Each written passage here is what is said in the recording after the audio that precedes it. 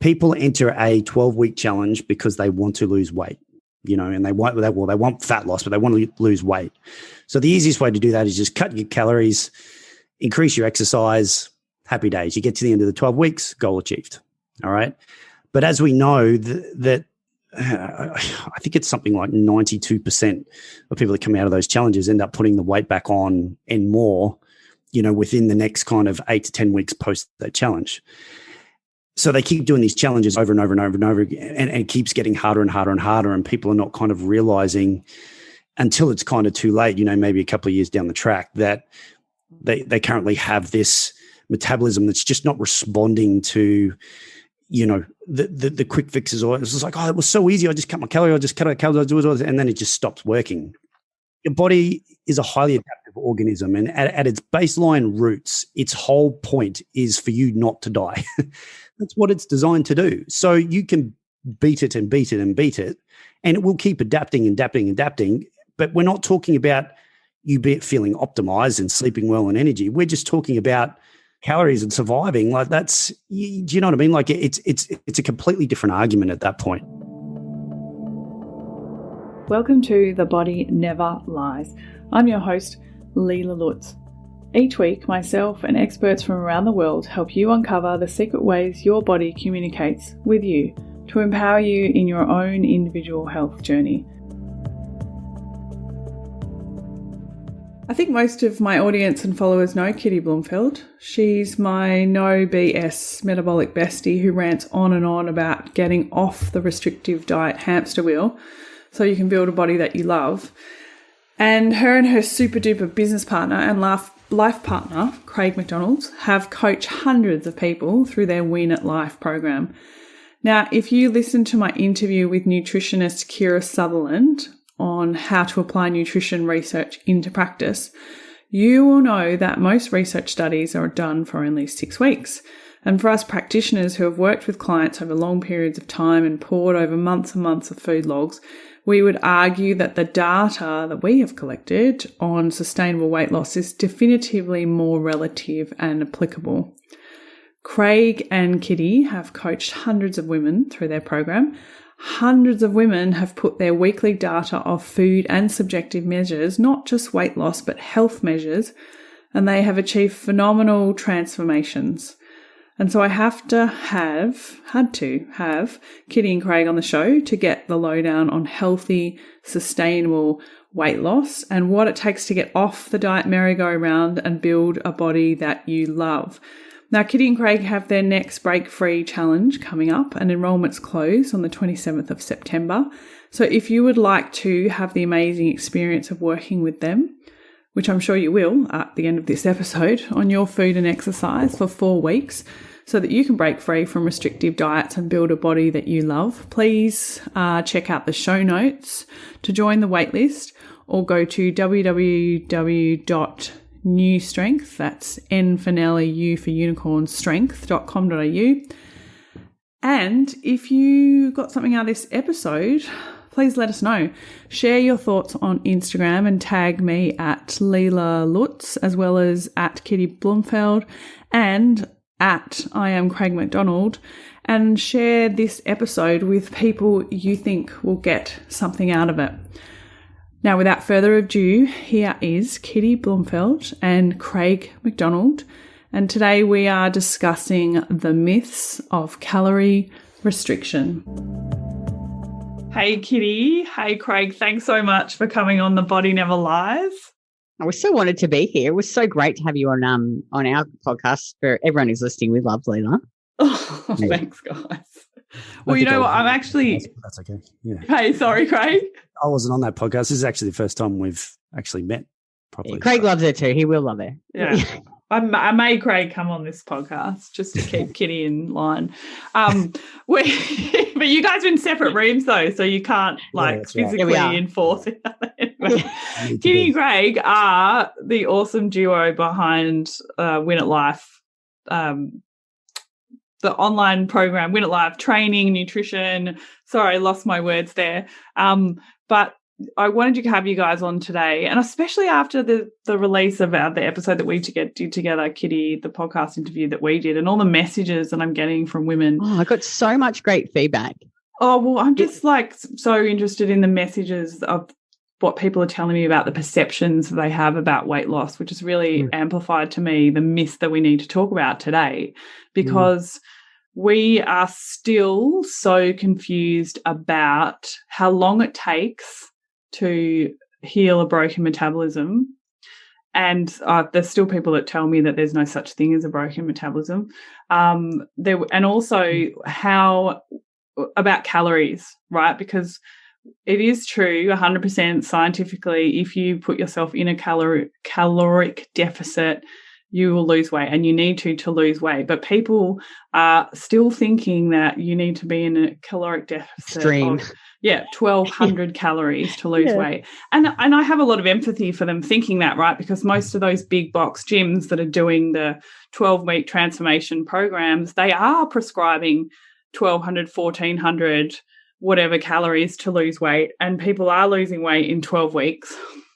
And so what I also want to talk about, though, today is that there are people who are eating 1,200 calories and not losing weight, and these are the women, a lot of women that I'm seeing. I really want to get to your expertise, because you guys have been running a program. How long have you had the program now for? 5 years or something? Oh, no, 2017. We started Win at Life the end in October. And how many women do you reckon you've had through that program? Usually we have because it's an active program, like people pay a membership. Yeah. We'd have between 450 to 500 usually. In a 12-week or... Oh, no, they're just active at any one time. Yeah, right. So, we've got some clients that have been in the program 2+ years. We've got actually a lady, Andrea, who was in our pilot program when we launched it in October, and she's still in the program now. She's had a baby. Oh, I just loves it so much. Yeah, because, we're very into the training side of it too. Yeah. So, a lot of women will master the nutrition side, and then they'll just keep continuing on with the training. Because I think too, and we'll talk about this, is a sustainable, I guess, transformation. I mean, look, I guess it depends on your goal. If your goal is to look toned and athletic, and I hate that word toned, you do need to lift weights and build muscle. If that's your goal, that takes time. Yeah. It's not like, you probably did the same thing. I'd smash myself on the treadmill. It's easy. You can do sprints on the treadmill, but learning how to lift is a real skill. Yeah. Which takes time, I think. And we can probably talk about that a little bit at the end too, about building muscle, because I think a lot of women are afraid of building muscle. And talking about it with another guest the other day, especially when you get to your 40s, you really need to be putting the effort in to gain muscle for health. So I guess let's start with, you guys have coached hundreds of women. Craigh, you have been monitoring all of these women's macros, calories. So when I think about that and how many people, and looking at all their food logs, that is better than any science clinical study that you can see, because most clinical studies are only done for 6 weeks with a small group of people. Kitty and Craigh have been looking at macros and calories for years for some of these women. So you guys are going to get some real clinical practice evidence here. Let's talk about calories to start off with, because so many people are still thinking they need to only eat 1,200 calories. Do you want to give us a bit of a basic science, Craigh? I was saying before, let's talk a little bit about basal metabolic rate and, just a little bit. So I think, like you mentioned before, there's those big box gyms that are doing the challenges and they put people on 1,200 calories. I think it's really, really important to understand that they're doing that for a very particular outcome. People enter a 12-week challenge because they want to lose weight, and they want fat loss, but they want to lose weight. So the easiest way to do that is just cut your calories, increase your exercise, happy days. You get to the end of the 12 weeks, goal achieved. All right. But as we know that I think it's something like 92% of people that come out of those challenges end up putting the weight back on and more, within the next kind of 8 to 10 weeks post that challenge. So they keep doing these challenges over and over and over and over again, and it keeps getting harder and harder and harder. And people are not kind of realizing until it's kind of too late, maybe a couple of years down the track, that they currently have this metabolism that's just not responding to, the quick fixes. Or it's just like, oh, it was so easy. I just cut my calorie. I just cut out calories. I do it, and then it just stops working. Your body is a highly adaptive organism, and at its baseline roots, its whole point is for you not to die. That's what it's designed to do. So you can beat it and beat it and beat it, and it will keep adapting. But we're not talking about you feeling optimized and sleeping well and energy. We're just talking about calories and surviving. Like that's, do you know what I mean? Like it's a completely different argument at that point.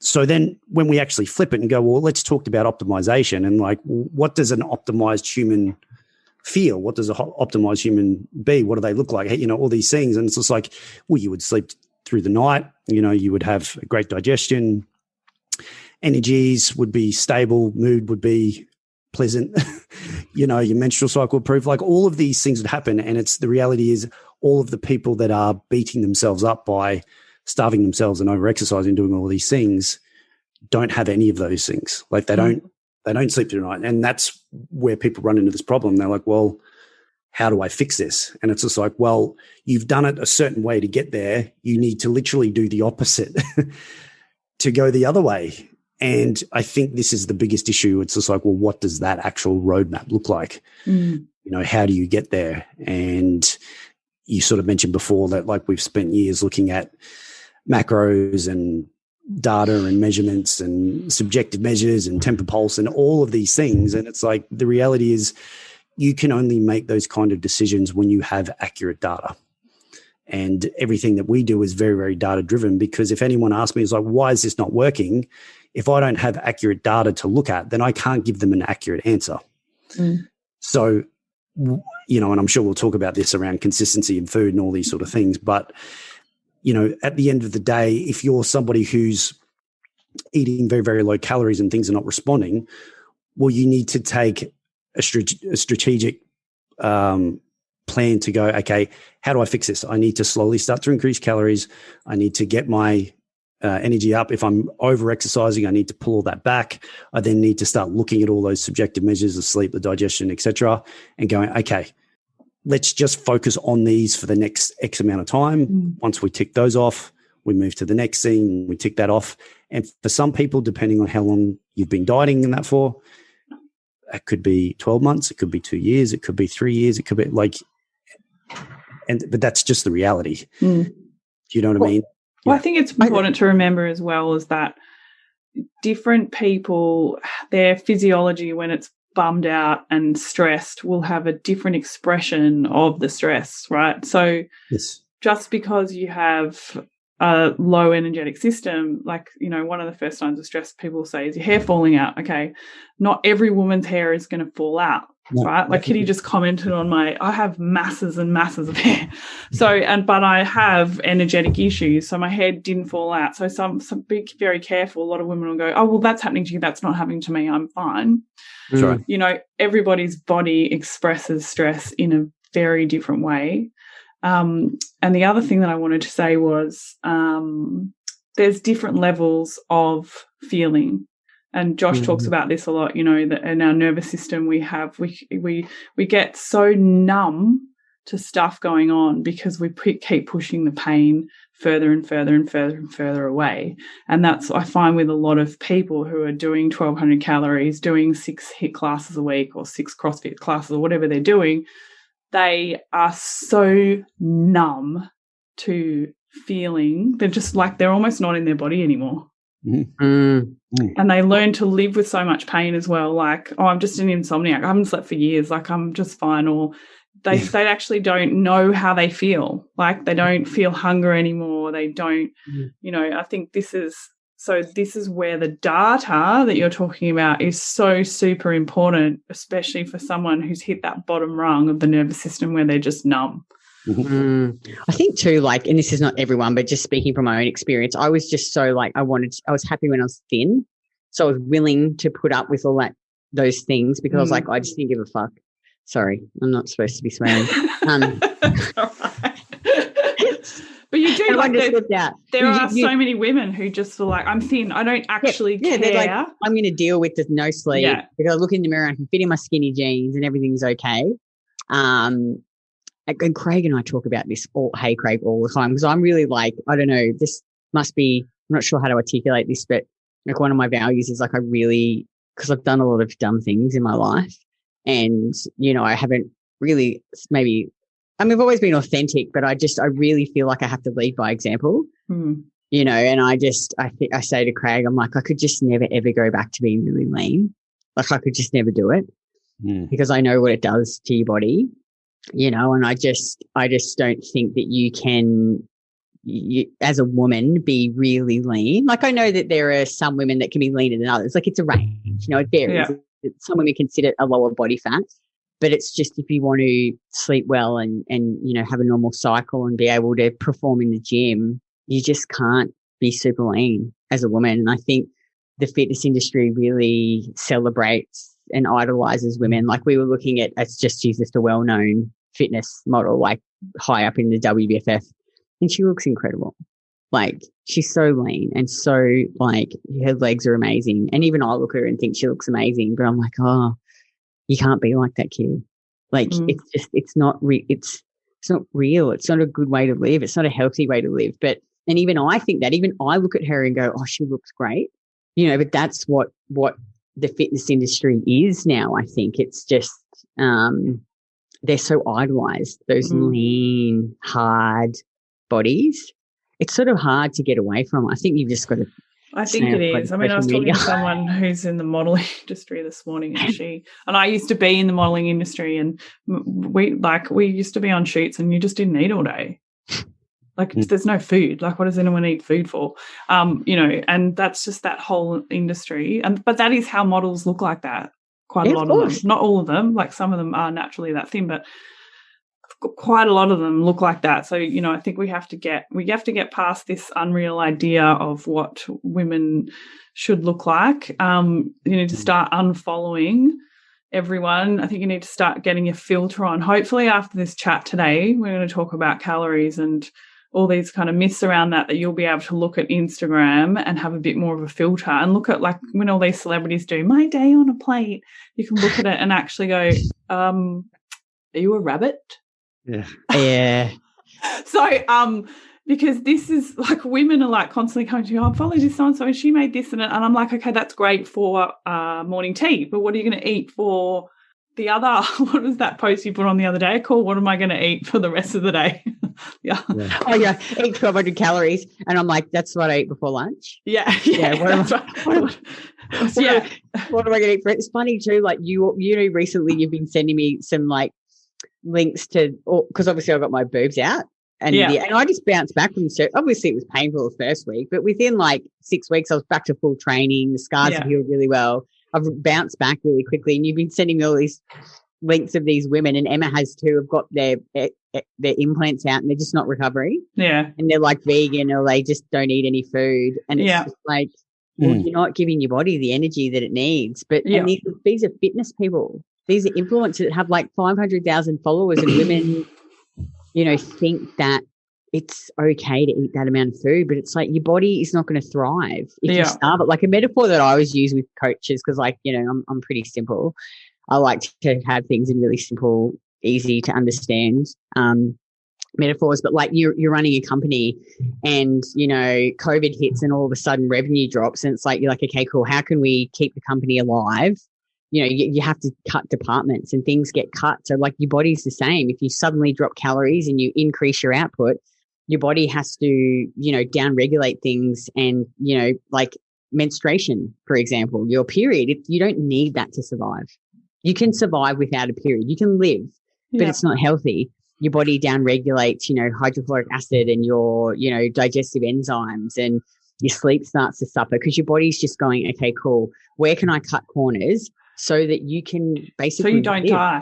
So you don't die. So your body will always sacrifice your longer-term health for short-term survival.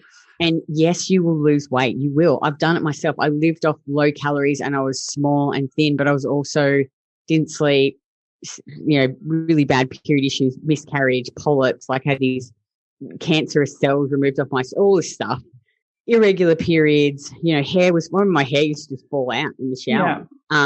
And I guess it wasn't until I sort of met Craig and met Emma and realized that, like, I had to stop looking at the scale as this, like, measure of my success and how happy I was going to be and how thin I was going to be. Because I think that women, you know, it's like when you actually eat enough food and nourish your body and strength train, your body is going to regulate to whatever weight, whatever body fat is healthy for you. And sometimes, like in our program, we have to really sit with clients and say, look, what you want is not healthy. You want to be 18% body fat, but your period, you've got no period. I'm like, it's not going to happen. Like, you know, sometimes I think you have to, like me, for example, I was always wanted to be 62 kilos or under. I'm like 69 kilos now. You know, I had to get out of my head that weight was a good weight for me. It's like, but I think what really helped me, and we'll talk about this as we go on, is, you know, I love strength training. So I met Craig and I was like, oh, he showed me how to lift. I met Emma, she taught me how to eat. And then Craig's like, okay, you got to eat more so that you can lift more. And it suddenly clicked for me. And I just focused on, okay, what's the weight that I can put on the bar? Like, I really wanted to see that increase. And I sort of, you know, the two clicked. I was like, oh, gee, I seem to perform better when I eat more food. You know, when I actually fuel my body and eat regularly. And then as I did it and got more consistent and I got stronger, my body started to change. I got heavier, but I started to build muscle, you know, and I started to, like, in my own head thinking, oh, you're looking like this healthy, toned, athletic, you know, like Craig talks about the more toned, athletic version of yourself. You know, I think women, you've got to stop, like, destroying the body you have with cardio and restrictive diets and start building a body. You can even see it in your face. Like, I quite often repost that picture of you, what you look like before and what you look like now. And so many people message me and go, oh my God, she looks so much better now. I know. Like, you've got fullness in your face. Like, you could go and spend a fortune getting fillers and Botox, or you could just eat more food. I know, but it takes time. It takes time, like you said, like so many women in our, especially we notice it in the challenges, because we get a lot of women that are very new to this way of eating, and I'm pretty blunt. Like, I don't really fluff things up, and a lot of them go, I'm just really disappointed that I haven't seen any body composition change, any centimeters changes in the last 3 weeks. And I'm like, why? I said, why did you expect that? I said, you've been doing what you've been doing for 20 years. Yeah. I said, you've only been doing this for 3 weeks. You have to shift your focus to a longer term focus. Long-term game, yeah. Yeah, and start looking, you know, like what really helped me, I was like, where are your numbers at in the gym? Obviously, if your metabolism is good and you're sleeping and everything's good, you know, because obviously I think if you've got a lot of work to do there, heavy strength training is probably not the best thing to do initially. But let's say that, you know, your subjective measures are good, you know, where are your lifts at? You know, have you added weight to your deadlift and your bench and your squat? And they're like, no. I'm like, well, go and put your focus there instead of thinking about cutting calories, because that's what's going to get you the body that you want. You know, and I think all we think about is cut. And it's like, well, build. Yeah, build. It's such a good way of looking at it. Build the robust metabolism. Like, now I eat, like, I've sort of been tracking my calories because we've been testing the app. So we've been putting stuff into it. And I'd average now minimum 2,500. And I just think, like, if I ate 1,800 calories, I'd be shredded. If I ate 1,800 calories, I'd be like but I'd be not sleeping. And I know a lot of women would look at me and think, oh, I'll never get there. But there's women in our program, like Anna Hansel, she's like 57 kilos, but she's so consistent, 2,400 calories, and she's lean. Yeah. You know, and it really is, it's that, and she's been doing it for 2 years. So you've got to remember, it's like when you sit there and go, okay, I've been doing something for 20 years and I'm expecting results in 12 weeks. Like, how unrealistic that sounds. No, it's so unrealistic. You got to be, I feel like women need to take a bit more ownership and responsibility and start going, I'm going to stop taking the shortcut. I'm going to start, like you and I talked about on the podcast, is really taking that ownership and like going, well, I did what I did to myself for this many years. I have to own that. Well, yeah, you need to stop outsourcing your results to other people. But I do have a lot of empathy for people, because I always say this to people, the fitness industry, most of it is based on the lie that I'm not worthy of love and belonging unless I am lean enough, whatever it is. And they sell that lie over to you and over to you again and again. But until you take responsibility and stop believing that and start going, actually, I am worthy of love and belonging because of all these awesome things about me that have nothing to do with the way that I look, you will keep believing that lie. So I'm going to pass it over to you now, Craig. I really want to get into the basics. We talked about this, Keith and I, and people were shocked after I interviewed Keith. We talked about sleep, that how much energy you need to sleep.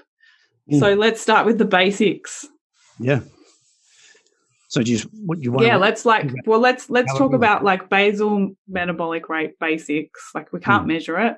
But you can explain that too. But let's just start. How many calories does someone need to live, like before they've even got out of bed in the morning? Yeah. And I mean, it's such a loaded question because you've got to look at the person and look at their life and their stress and how active they are. And it's like, do you have kids waking you up during the night? Like all of these things are going to influence it more. But the reality is for us, I mean, regardless of where the person at, I mean, we generally try and push people up to 1,800 calories plus, like as rapidly as possible, because we generally find that will have the biggest change. Like certainly for someone who's been eating lower calories or eating really low calories and then like binge eating, if we can get them stable around that kind of mark, and that's just a number, like, you know, I'm sure some people go, oh, that's how are you actually working that out? And I'm like, we work that out because we've been doing this for a really long time. And when you get enough data, you realize that, yes, there's enough BMR calculators on the internet that tell you your height and weight and you should be eating this much, whatever. But the reality is I don't put any stock in any of them or in any of the scientific studies, because at the end of the day, if you weren't a part of that study, then it's irrelevant to you. Each and every person is an individual with different circumstances, with different, you know, genetics and all of these things, that at the end of the day, whatever you decide to start at in terms of a calorie range is literally just a start point. You will then assess all of the data based off that start point. So let's just say we start someone at 1,800 calories. We then go, okay, let's do it for 7 days. Let's get you choosing the right foods and let's get you as consistent as possible with those foods and hitting, you know, the appropriate macronutrient ratio, protein, carbs, and fats. And then it's just like test and measure. After 7 days, what happened? Did your weight go up? Did your measurements go up? Did your sleep improve? Did it not improve? Did your digestion improve? All of these things.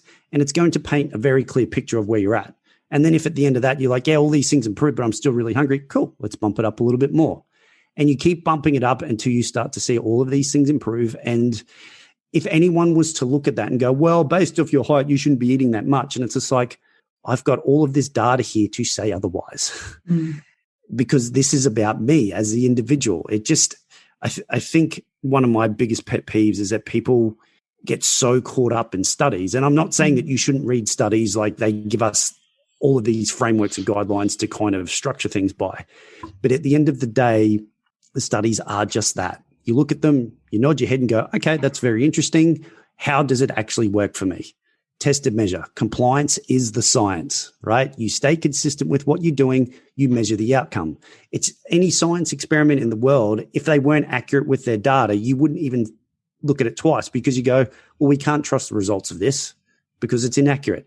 You are exactly the same thing. You are your own scientific experiment. You set a base, you be consistent with it, you measure the outcome, and then you make adjustments from that. That's why, you know, a lot of the time we'll get messages from people go, what macro split do you think I should be at? And I'm like, to be honest, like, yes, there are some basic things we need to take into account. But if you're someone who's fairly new to this, it's just like, let's just find a happy medium where you can eat the food and eat it every day. If that means you start a little bit lower, okay, we'll start you a little bit lower, but the goal is to build that up over time. And then we just measure the things that you can actually measure and manipulate. Like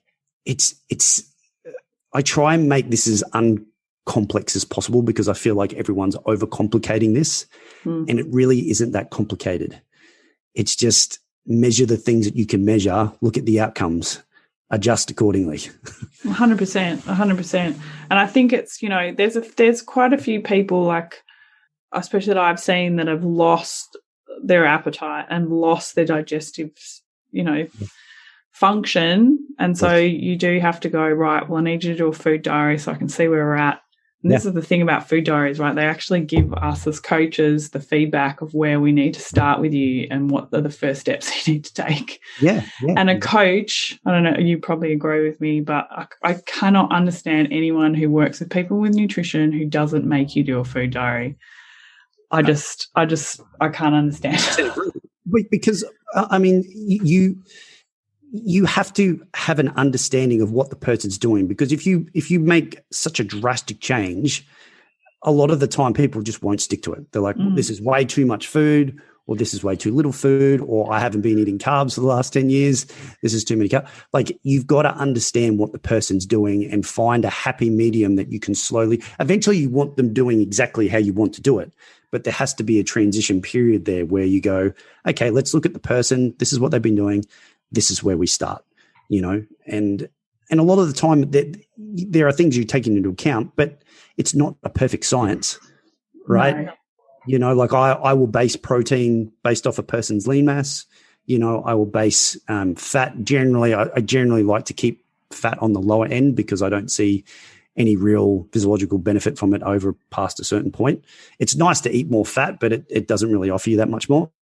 And we want to be fueling the body with as much carbohydrate as possible, but that can often backfire depending on the person. Well, exactly right. If you've got someone that's come from a ketogenic diet, they're eating, and most people think ketogenic diets are high protein diets. They're actually high fat diets. So they're eating 50% fat, like 10% less than 10% carbohydrate. And you say to them, all right, start drinking orange juice 4 times a day to get your glucose. They're probably carbohydrate intolerant, and they're going to have a negative response. Wastefully converting it, and stores as fat because of high free fatty acids and things all of these things are just so blunt. But again, you'll be able to pick that up very, very quickly if the person's tracking and you have this data.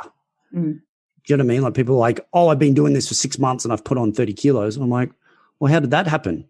Well, you just told me to drink. I'm like, no, you've heard what you've wanted to hear at this point. That's absolutely not what we've said. It's like, we want to eventually get to that point. It's just like, start slow, add it in as you can.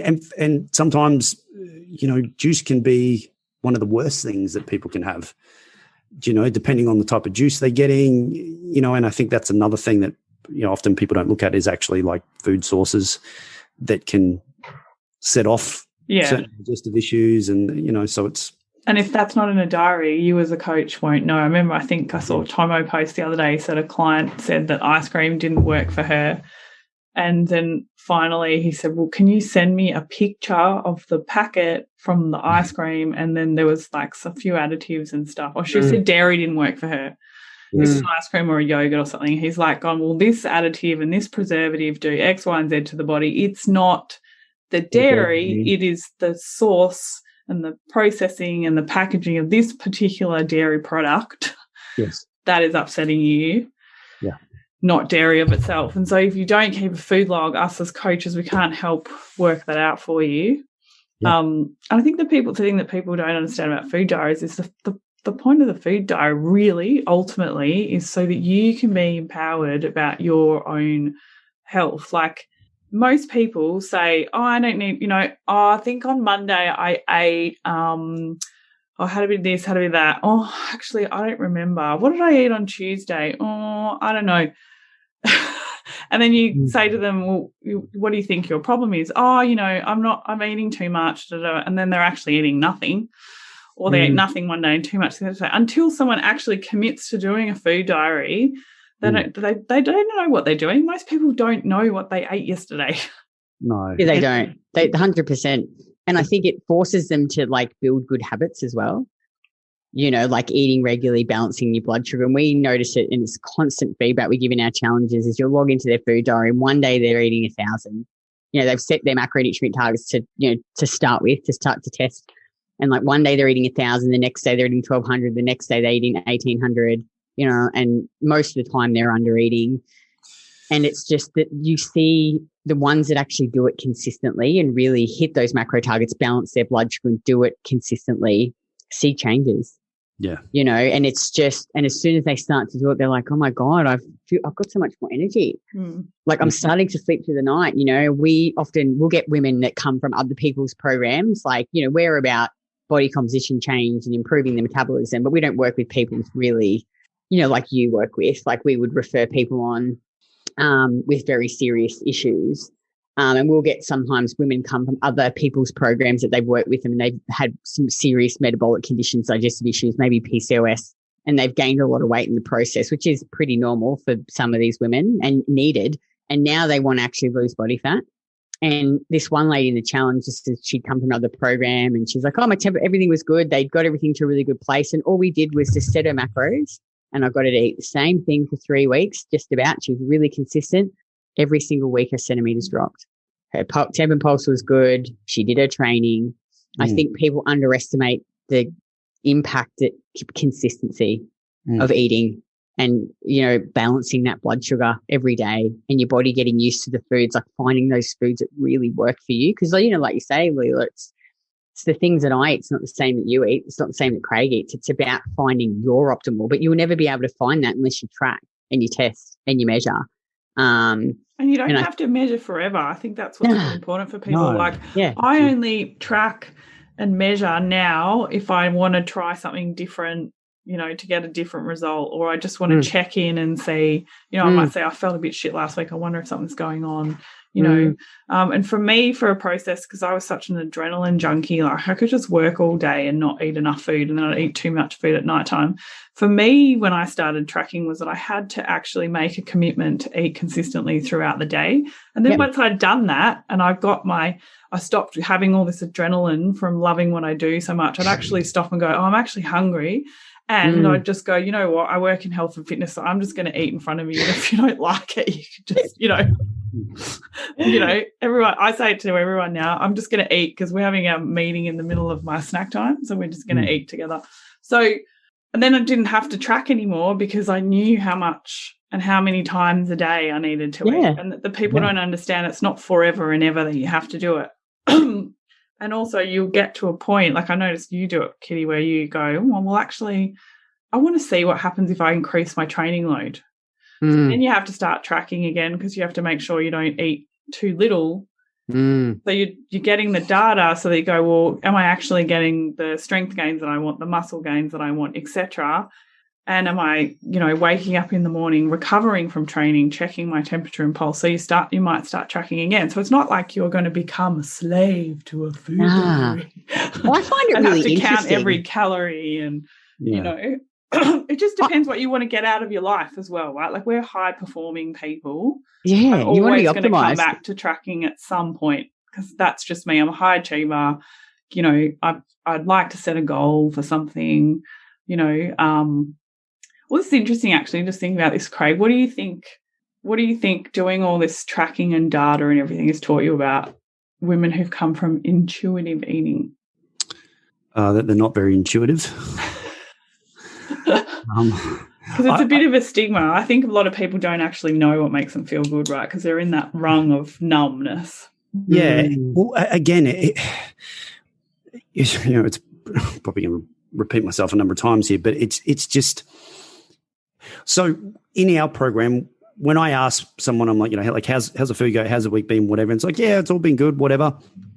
And I'm like, cool, show me your logs, send me your screen graphs, etc. and whatever. And if they can't do it, even if they are like, look at me dead in the eye and just going, I've been on point, and I just don't know why. And I'm like, if you can't show me your accuracy of what you've been doing, if you can't actually show it to me, then I just don't believe you. And that's not a personal attack at you, but what I do know that there is enough science around tracking data where they've done it with like general pop people and then high-performing athletes, where they've gotten the high-performing athletes to, and the general pop was obviously a lot worse, but the high-performing athletes, they got them to track their food for 7 days, and then the following 7 days, they just got them to intuitively eat.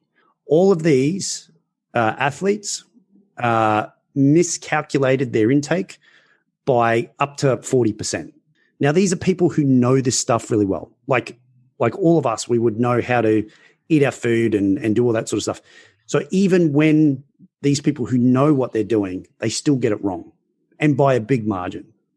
So anyone else who's not even in that degree, I'm just like, I don't believe you. You have to show me this data because it's the only way I can help you. Because I say to clients a lot bit, I'm like, you need to look at me like you're accountant, not your father. Okay. I'm not here to judge you or tell you what you shouldn't be eating. You're an adult. You can make those decisions for yourself. I'm simply here to interpret the data so then I can make the best logical decisions moving forward on what we need to change, manipulate, or keep the same. So I think the whole intuitive eating thing just makes the whole process completely void, because you really have no idea what you're sticking down your neck at any given time. It's like, oh, I ate a bit of this and I ate a bit of that. And I'm like, well, how much was it? Oh, it was roughly about, so you don't know. So the data you provided me is inaccurate. And I understand that some people don't want to go to that length degree, and that's totally fine. Again, I'm not here to judge you. I'm not here to be your father. But what I am telling you from a coaching perspective, for us to be able to do our job to the very best of our ability, we need accurate data. You're not paying for us to guess. So the more you go down this path, the more we can do our job, but also the more knowledge you gain about what works for you as an individual. All right. Because what works for some doesn't work for others. What works for me may not work for you. And to find that structure of eating, how many meals a day, the types of foods that you're going to have, for breakfast or when you're on the go, or, at night when you're with your family, like that's going to be different for everyone. So it's like that part of it takes time, but the only way you're going to know legitimately what's going to work for you is if you just set a plan and stick to it. Mm. And it's hard. Like like women in our program, they're single mums, 4 kids, all this stuff. Like, I'm not saying that this is hard, but you need to be realistic in your expectation of how quickly things can improve. The quicker you can get on board with this, the quicker you can implement the changes we're telling you to do and be consistent and have that data, the better things are going to happen. But also we can actually make the changes relevant on a week-to-week basis around what actually needs to happen. And it's just, I think over time you move down and you get to the point where, we kind of talk about, you get to this kind of maintenance period where, you're happy with the body that you're in, you've built some good strength, metabolism's good, sleeping through the night, you're handling stress well, all of these things are improved. Sure, then you can absolutely take the foot off the gas. You don't need to track everything, right? But you'll probably find you'll come back to it when you go through times of stress. You're like, I need to track my food right now because I'm starting to feel pretty wiped out. And like you said, it's just like you start skipping meals and these habits. I still track my food like all the time. Like I don't ever take the gap. I might take it off for one day, like if we're away or something like that. But the reality is I still track my food because for me, I value feeling the best that I can. And for me, because I might be a little bit inherently lazy in certain areas of my life, that this keeps me honest and keeps me on board with how am I feeling right now? Oh, I'm feeling a bit flat, or I'm feeling like low blood sugar. What's going on? Oh, I've missed meal. I haven't eaten a meal since X amount of time or whatever. It just, all of these things just work best for me in keeping my structure within my life. But there has to be there has to be a structure in there that you can follow that allows you to have, this data that you can work off.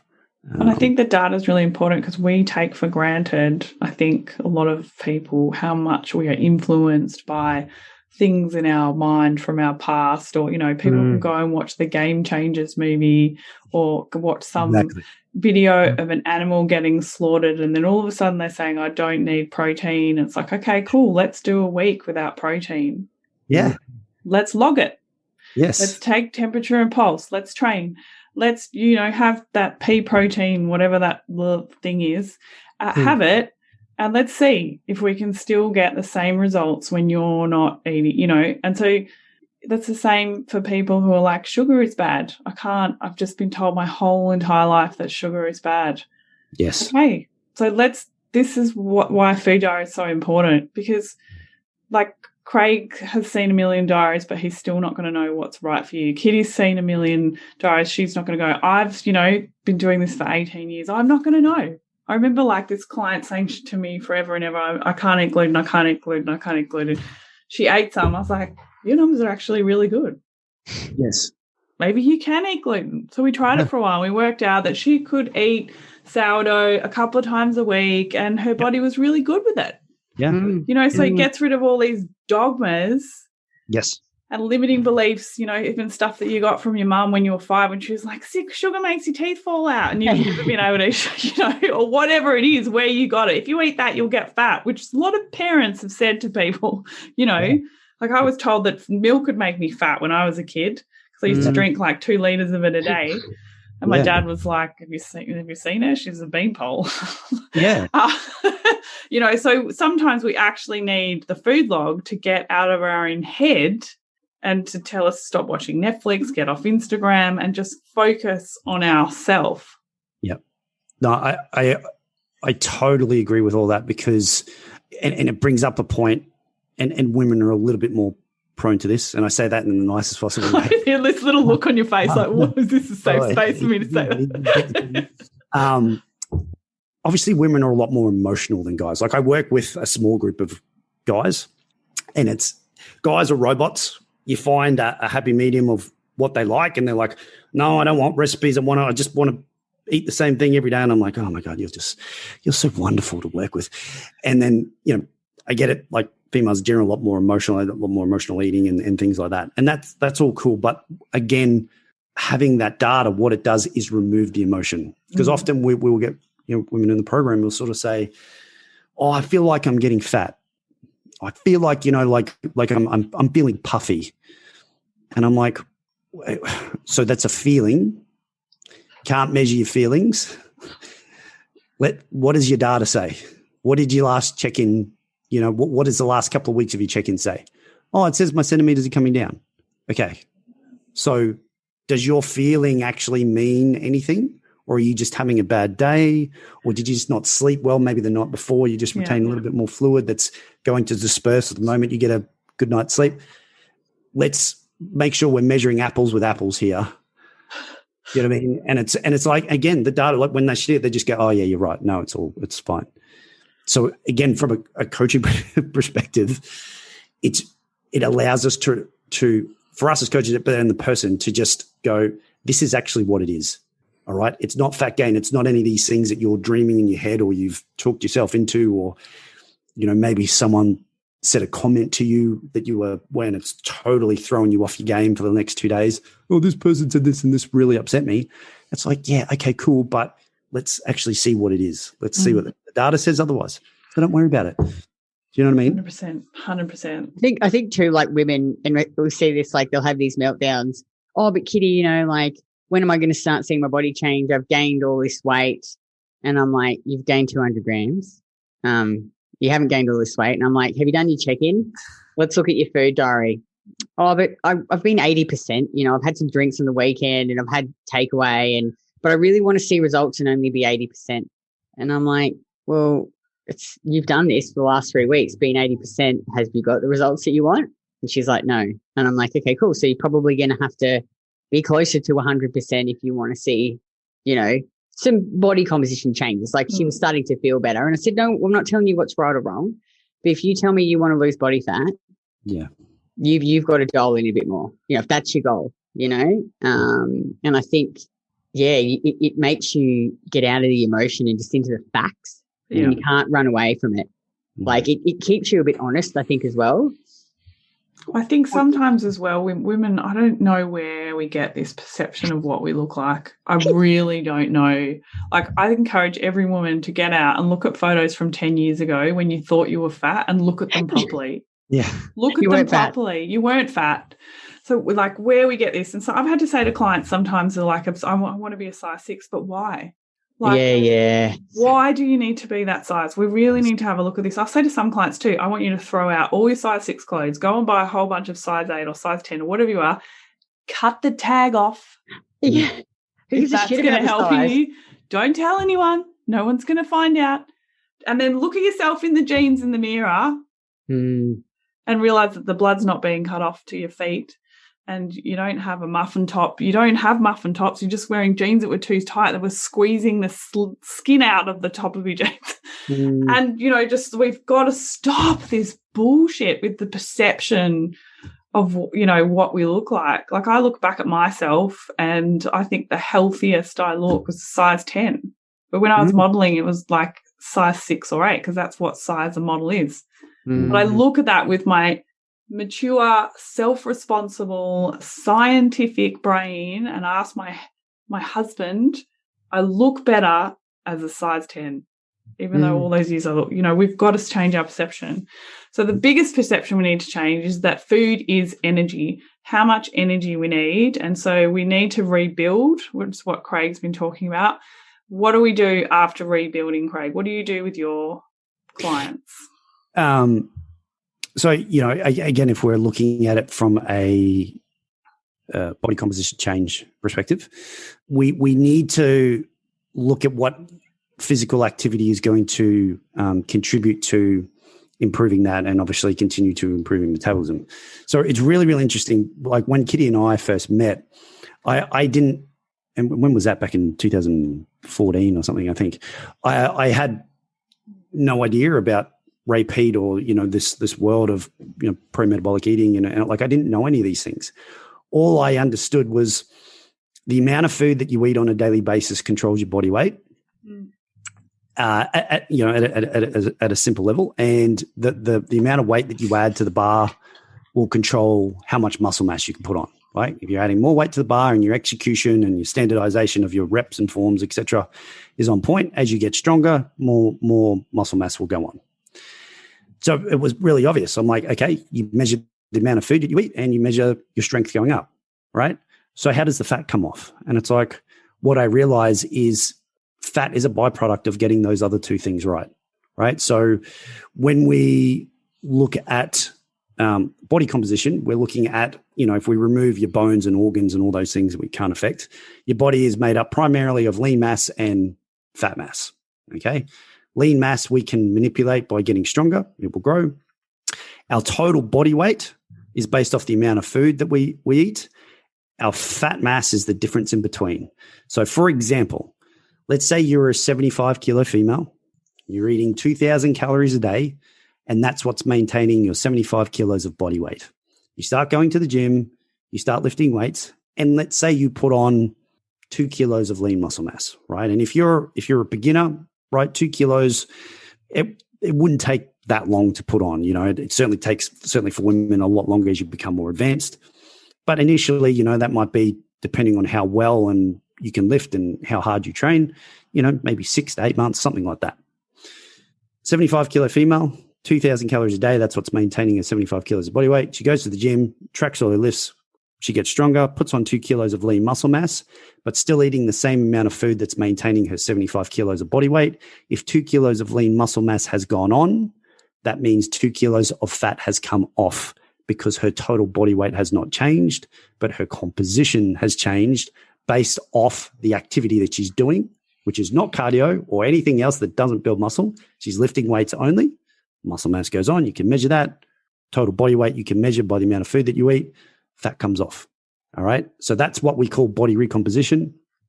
Generally happens a lot more with people who are kind of newer to training or like legitimate training.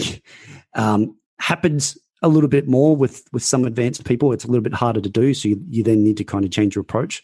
But that's basically the simple part of it, is that when you want to get into shape, you need to look at the things that are conducive to changing that body composition.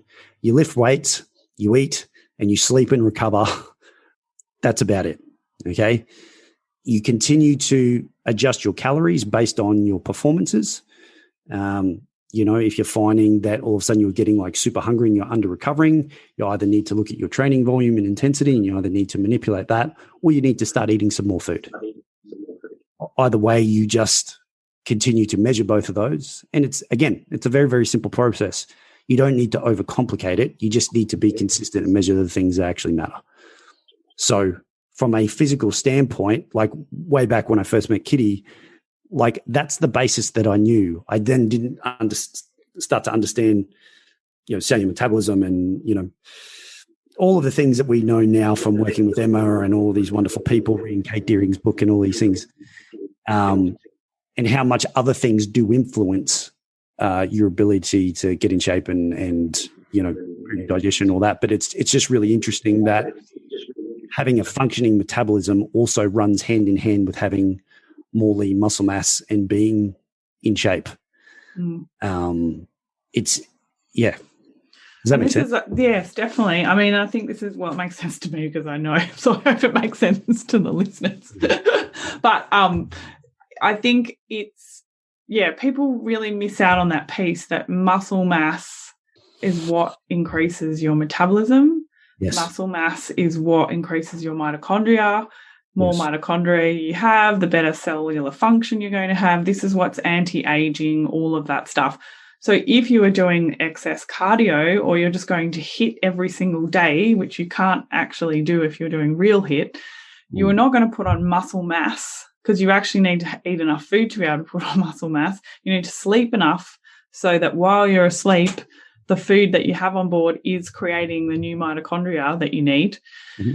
And then you're going to increase your metabolic rate. You're also going to increase your cellular respiration, all that sort of stuff. And what women really need to be aware of is that the older you get, the harder it is to build muscle mass. Mm-hmm. And what women need to understand is that they need muscle mass. You need it. Otherwise, you will have issues when you are in your 40s and 50s with perimenopause, postmenopause. I don't remember what the rate is that you lose muscle mass after 40, but it's so important for your bone mineral density. And this is a huge problem I'm seeing with clients coming to me in their 40s and 50s. They've been dieting most of their lives.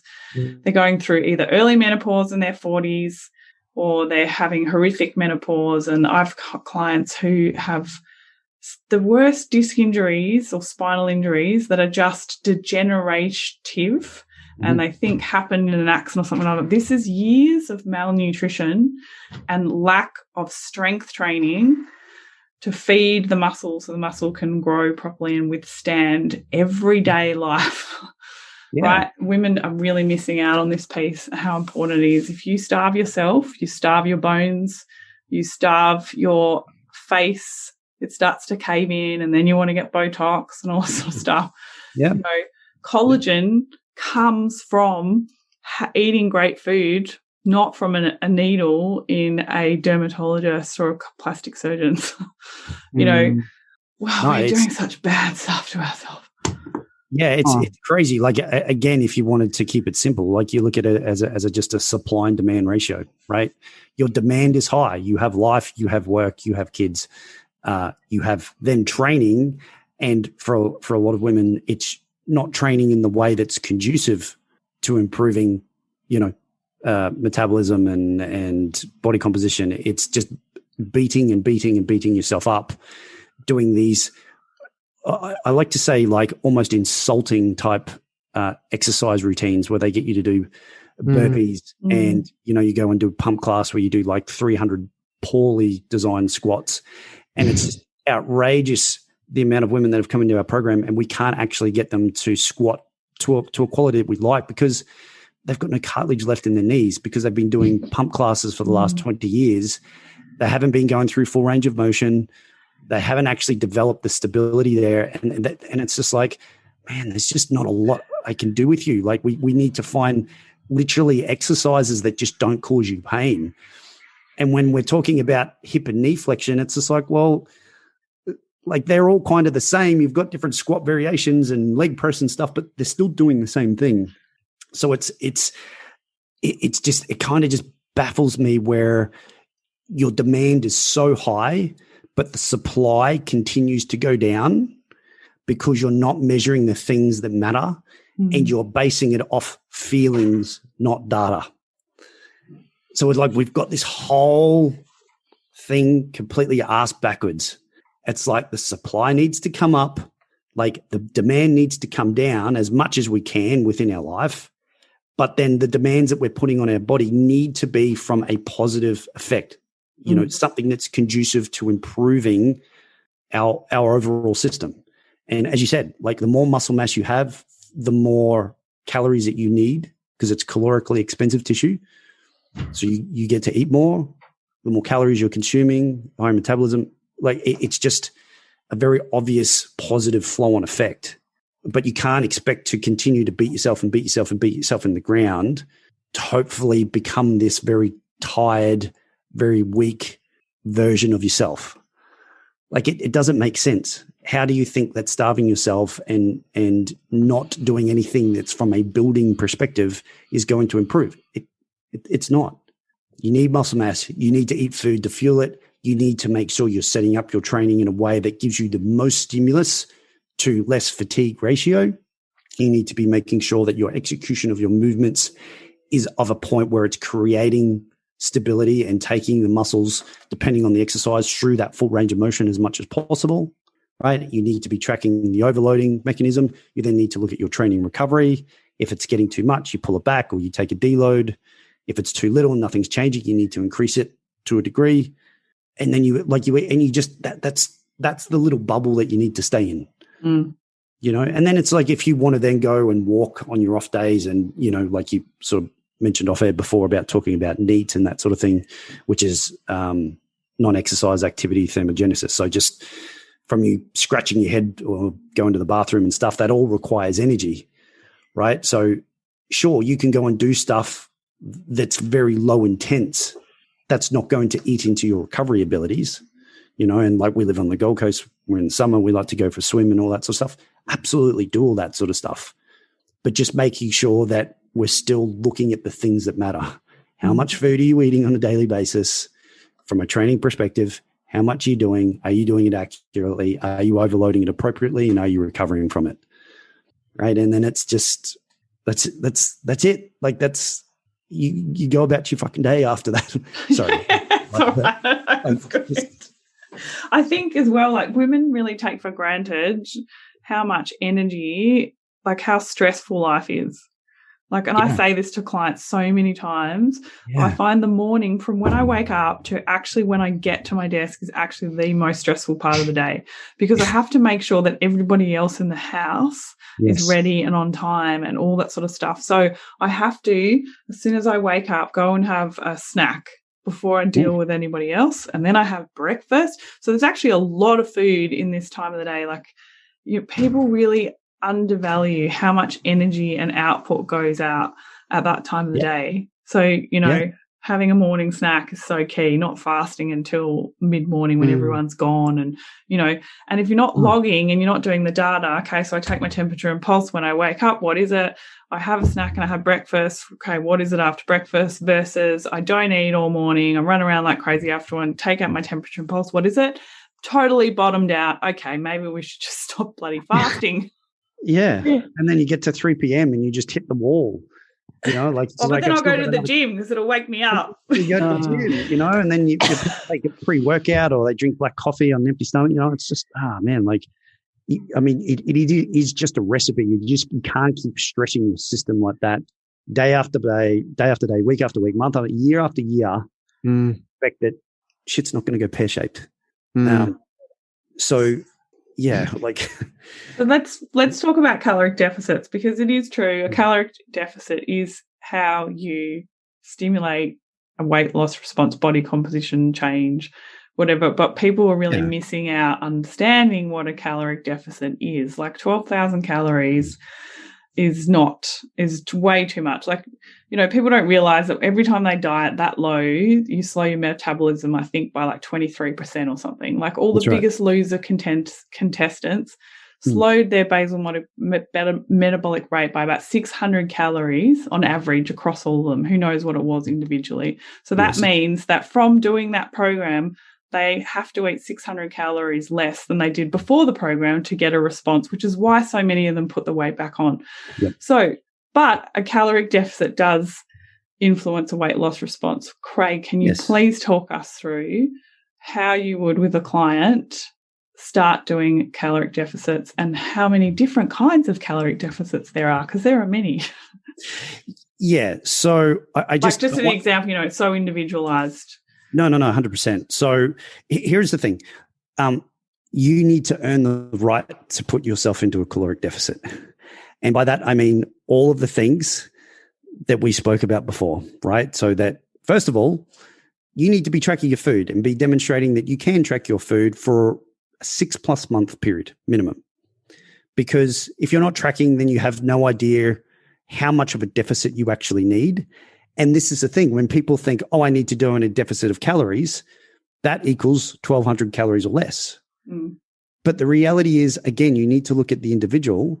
So here's an example. When Kitty did her last dieting down, I know when you did that photo shoot, Kitty maintains her weight eating 2,500 calories, right? Probably not even that. Probably even more. By 1200, I'd probably still get leaner. But either way, I think I can't quite remember the numbers, but you dropped it down to 2100, 2200, right? And we did all of the measurements, and she dropped, I think it was close to about 5% body fat, and all of the measurements were coming down.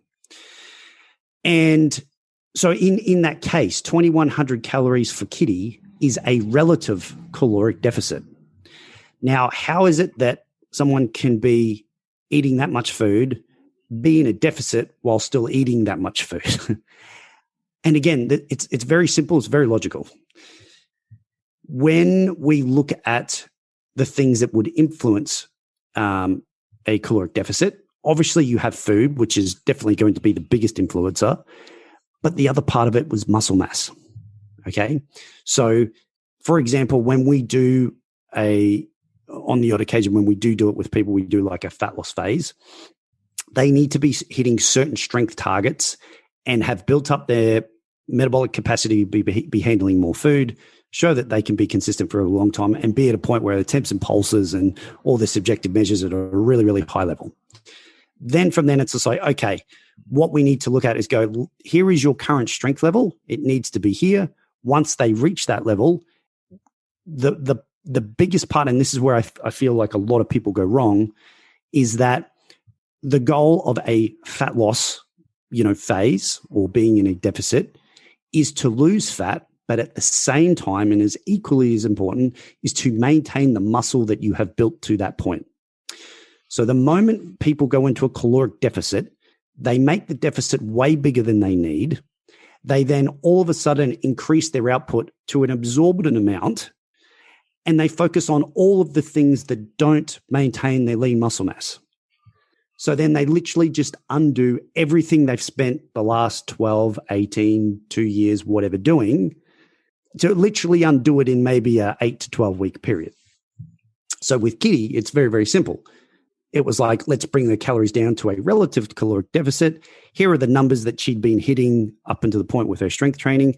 She just now needs to maintain those numbers, let the drop in calories control her body weight, which is what I explained before. Calories control body weight.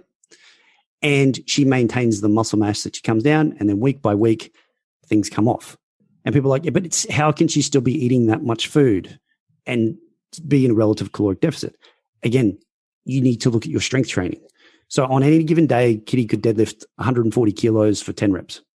Now, a lot of people go, I can't even deadlift 60 kilos for 10 reps, let alone 140. Well, that's another episode. That's another episode. And I don't want to kind of, turn people off by saying that, but I'm desperately trying to paint a picture that if you don't have any muscle mass, then what do you think is going to happen when you pull off this fat that you're trying to get rid of? Your calories are going to have to get so low because you've got no muscle mass. And as we explained before, having more muscle mass is, metabolically expensive tissue, et cetera, et cetera. So if you've got none to begin with, you start doing a fat loss phase. Yes, the weight will come off, but your calories will have to get down into that 1200 or 1100 or whatever in order to actually see some result. But then you have nowhere to go. So then you need to reverse diet for a while, bring all your food back up, get level, build some strength. And then you probably need to spend the next 12 to 18 months doing that consistently and getting it up to a point that you're actually worthy of doing something like this to change this body composition.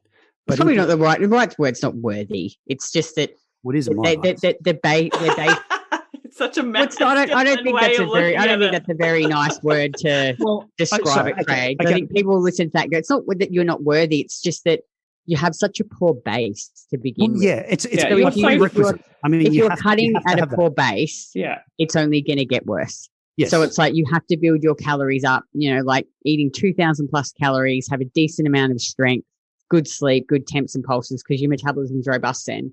Because any fat loss is going to be stressful.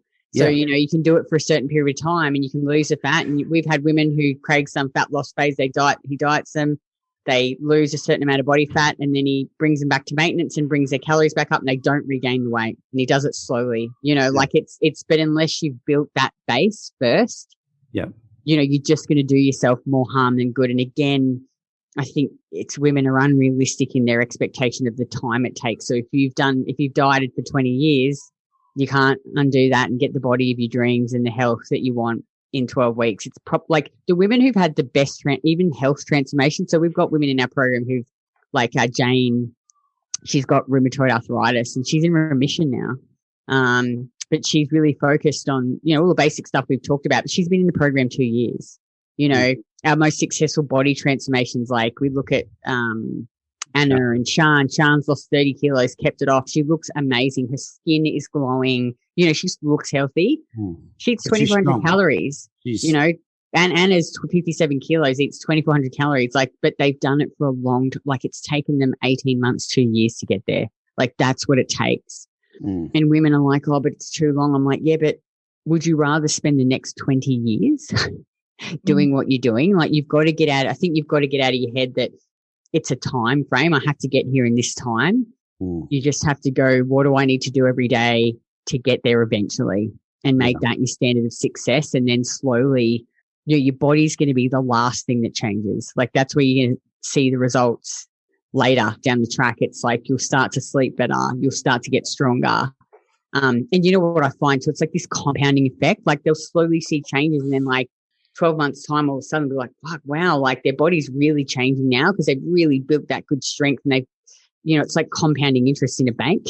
Like, it seems you put it in, it's so small, and you think, I'm just making nothing, and then 2 or 3 years later, you're like, oh, wow, like, look at all that money in the bank, and it's the best way to describe it, because people don't realize that they haven't been living off their, savings or paycheck. They've been living off their credit card.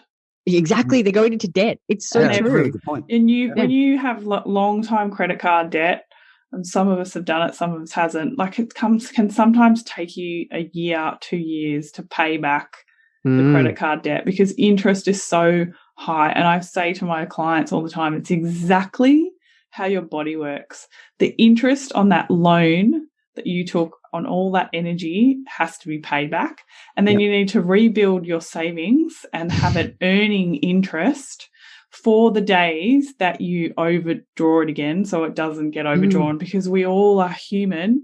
Totally. And we want to go out and have a few drinks, or we'll have a really stressful day where you have to take a friend to the hospital and you haven't eaten all day because you don't want to eat junk out of the vending machine. So you can withdraw excess on that day and not be in a deficit.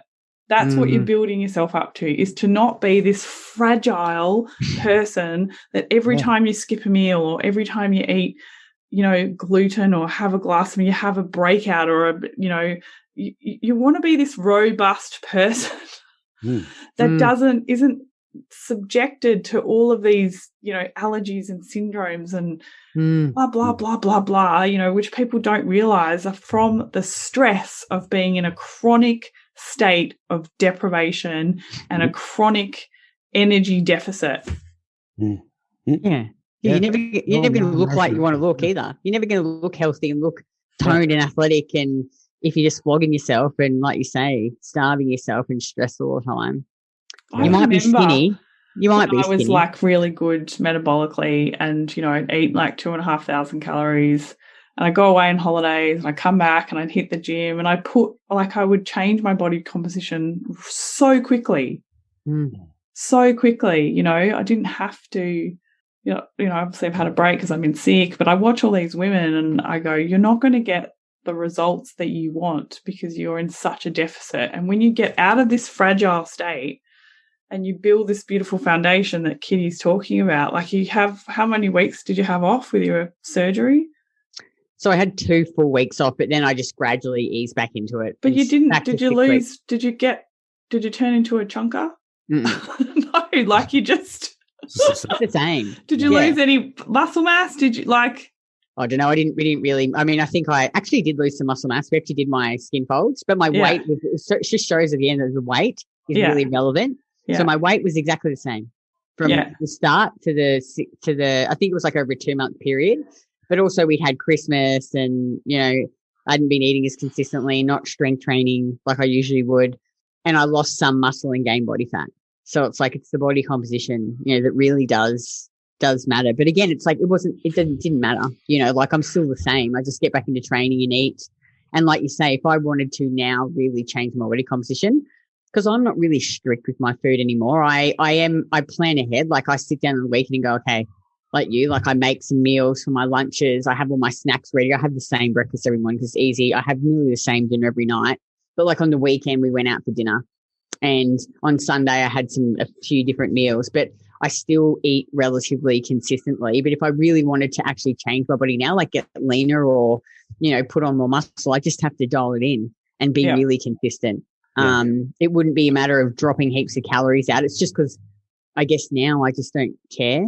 Like I'm just happy with how I am in my body, and I'm like happy with it's good. I have a good amount of variety. I can still go out on the weekend and I still am consistent though. I think women have got to understand that it's like once you get to this good place, you can't all of a sudden go, well, I'm going to start drinking piss every weekend and start eating inconsistently and not balance my blood sugar. Like it's really still important to, maintain those things because I'm like you, like, I mean, even now I'm sitting thinking, oh, I'm so hungry. Like, because usually we have lunch at 12. I'm like, my blood sugar's so low, I can hardly even concentrate.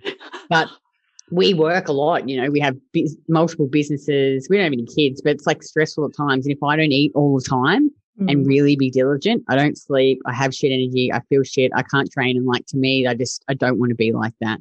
I don't want to feel like that. So I think, women have got to, like anything in life that's worthwhile takes work and discipline, but this is a different type of discipline. It's disciplined in eating enough, balancing your blood sugar, being consistent, making good food choices for your body, cutting out that alcohol, committing to, like maybe it might be saying no to people, having some more downtime, getting sun. Like it's a different type, I think, of discipline versus I'm just going to be disciplined and eat 1,200 calories. But the thing is too, it's hard because it's not quick. Yeah. There's no instant gratification with this, I don't think. It really is like you've got to be committed to that longer game, which we talked about. Fall in love with the journey as opposed to the destination. Because it's you'll find that the destination is just like moving goalposts. You'll get there, you want more, you want to, like, it's just, I think it's something that you change your lifestyle to make it as optimized as possible. And the things that are going to do that are the things that, lift weights, be consistent with your food, try and sleep well, mitigate stress where you can. And it's tracking the small things. I think like so many women message me especially after that podcast episode, Kitty, of like, oh yeah, I forget to track the small things. And when I think about it, like I've got my libido back. Like I actually want to have sex and I haven't had sex for, it wasn't my husband, it wasn't me. I just didn't have enough food to make the hormones for my body to feel safe enough to have sex, and just little things. Like for me, it was, I've been able to do demolition on our house that we're renovating for 3 days straight, like with a sledgehammer and lifting, massive bags of cement. And Craig's like, I'm like, throw this in the back of the truck. Like, and I think women, like, I talk to a lot of women, they're like, what do you want to do? Strength training? Like, it's not feminine. I was like, but don't you want to do stuff with your body? Like, don't you want to be able to walk out to your garden and go, I want to dig a hole, or I want to move this plant, or like my dog recently got sick and, he was 35 kilos. I can pick him up and carry him upstairs. Like that's what you strength train for. I was talking about it even with Susie Neville in another podcast. She's one of my mentors and she's an amazing physiotherapist. And we were talking about kids not getting proper development because their parents can't hold them up and flip them around and stuff, because that's part of a kid's vestibular system developing. And so they're always strapping kids to them and putting them down because they can't carry them and throw them around and play with them. And, this is what you want out of your life, I reckon, as a woman. Like, and you can't do that when you're cutting calories and just running on a treadmill, because you get home and you're like, I'm so broken. And what do you mean you want food? Like, I don't even make food for myself. What do I have to make food for you for? Like, that's what you're saying on the inside. Everybody just wants something off me. And it's actually not. It's just you don't give enough to yourself. It's got, Craigh, what do you have got to say about men? Because I know you guys are putting together a men's program, and I think we get so stuck into the women's stuff, which is, I think, obviously a lot of that reason for that, because most of the nutritional studies are done on men, not thinking about women. So there's this huge area where we, have so much for women. But I see men doing the same thing. I've got guys that come in who are eating 1,700 calories and trying to lose weight, and they start looking really puffy and inflamed, and they're like, I need to lose weight. I'm like, no, you just need to eat more food. Just talk to me about men and your program coming up. Yeah, again, it's still very much the same thing. I mean, I think, but men have this problem, right? Yeah, absolutely. I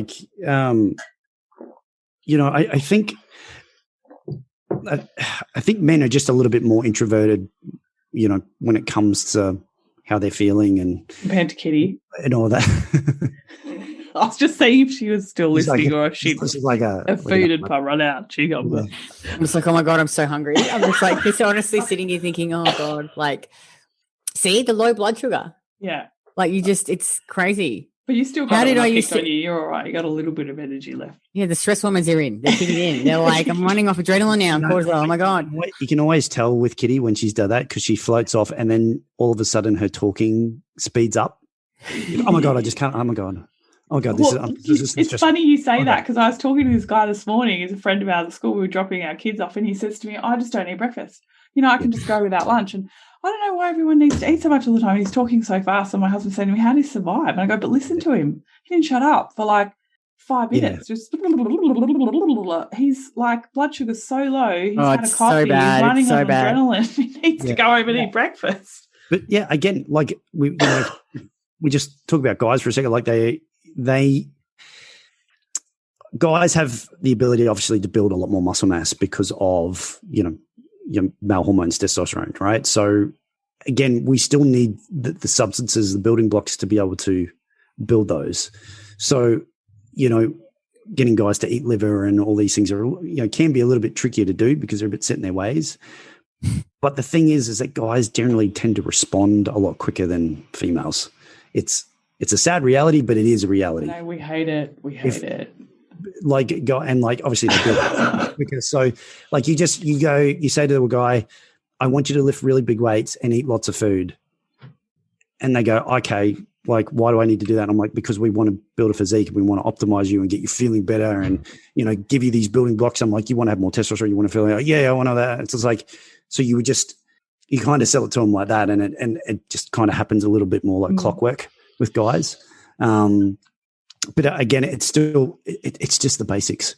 Seriously, I just, as I said earlier, I was going to sound like a broken record, but I cannot overstate the importance of getting into a meal plan structure that you can consistently do every day. Find the foods, and continue to work with the foods that you're ultimately going to work best for you. And with guys, most guys just don't eat enough. It's similar to women. Like, most of my guys are on, I don't know, like 3,000 plus, a couple of guys on 3,500 calories. And again, it's just relative to their ability to train in the gym. They can lift bigger weights. They can get stronger a lot quicker. So they just need more food. Like it's just relative. Do you know what I mean? So, well, I think it's the same for them, like really because Sean, my partner, he's never put on weight ever in his life. Yep. And so he was always picked on for being too skinny at school and stuff like that. So before he met me, he really didn't eat enough food. Yeah. And didn't eat enough of the right food. And he ran. He's a really good long distance runner. And since we've been together, obviously he eats a lot more food. He's actually in charge of all of our food, the cooking. He looks like he's a good cook. Yeah, he really is, and he really loves it. It just happened that way over COVID because he would try and finish work by 2 and then we'd swap with our daughter and then I'd work from 2 till like into the evening, and so he would do dinner. Whereas before we both used to cook, but he does all the meal planning and all the cooking and stuff. We share it. I do the big prep thing on the Saturday, but he does the day-to-day stuff. But he's really noticed the difference, like when he eats 3,000 calories versus 2,000, when he trains, like renovating the house, like his libido goes through the roof when he's strength training and eating heaps of food. Like just having ice cream before bed, even though his mum told him not to because she said it would make him fat.